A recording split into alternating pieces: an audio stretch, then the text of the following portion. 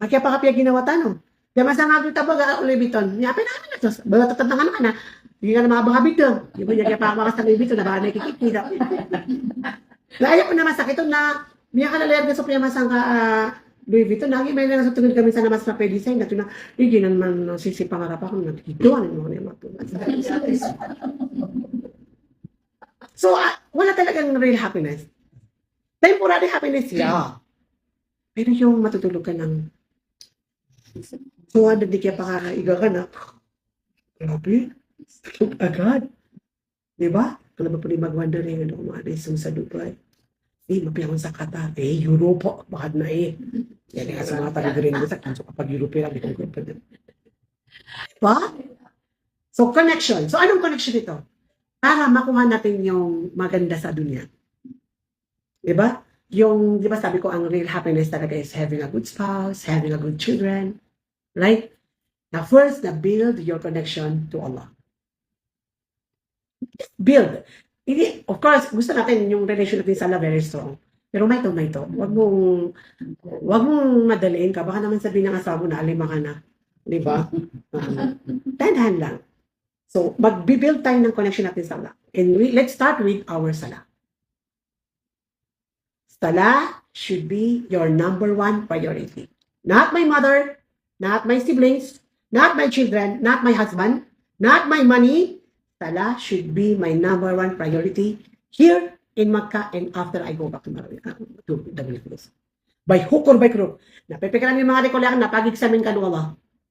Kapag intention mo talaga yan na magbibuild ka ng totoong relationship sa Allah, na wallahi lalim ka, susubukan ka ng Allah.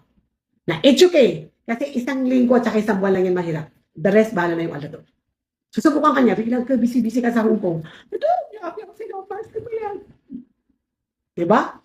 So, take note, salah should be our number one priority. Kasi naulitan, o bulinar ba na ginawa tanwa, sabihin ako na okay lang na malate, okay lang na mamaya na, okay lang na, yung mga okay lang na yan, dyan kasi nag-umpisa yung shaitan Napakagaling ng shaitan. Very impatient ka, Ronnie. So, shaitan na, very patient.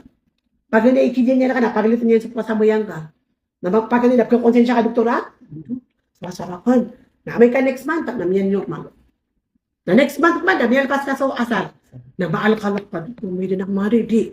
Na, next month, pati ka, baka mo makapaglupot, hindi ka makapaglasan. Hindi ko shaitan, hindi ka maiya. Hindi ka nagsamayan ng dora, tsaka nagsamayan ka ng magrib. Next 3 months, wala ka nang sambayan. Sayang ang unra. Magkano ang ginastos? Milyones. Diba? Okay. So, dapat priority. Basta yun siya. My number one priority is my salah. Whatever happened, it is my salah. Kaya niya pansin nyo, igirapya ko rin tanong sa bayang tanong, nasa pigil na po tanong, kaya dahil sa baraka. Tanda mo to. Alam mo, nalate ko na, ginawa kong kaugalian na nagsasambayan ako na 5 ng asar. Kasi busy ako sa anak ko, kapag umaga, whatever. Nailan naman na po kami, bulibod na fit na. So, naging fit na yung ipinagpapalit mo sa Allah. Samantala kapag inunan mo yung Allah, na siya mismo yung maglalagay ng baraka dun sa problema mo at araw. Right? Then, o karagag ng kayo man to kasi mga walay man pa parang nahihirapan kang magising na kailangan talaga na makatubod ka. The key is tawbah. I really recommend apakadakadaklan nyo so astagfirullah al-azim wa atubu ilayh. Balabo waad na katawan ka apakagagabunan ka dusa. Kastadin sa tao adiri laan walay matwa Ramadan. Sino man ang hindi patawarin ng Allah sa buwan ng Ramadan na mahirap na patawarin siya ng Allah sa hindi Ramadan.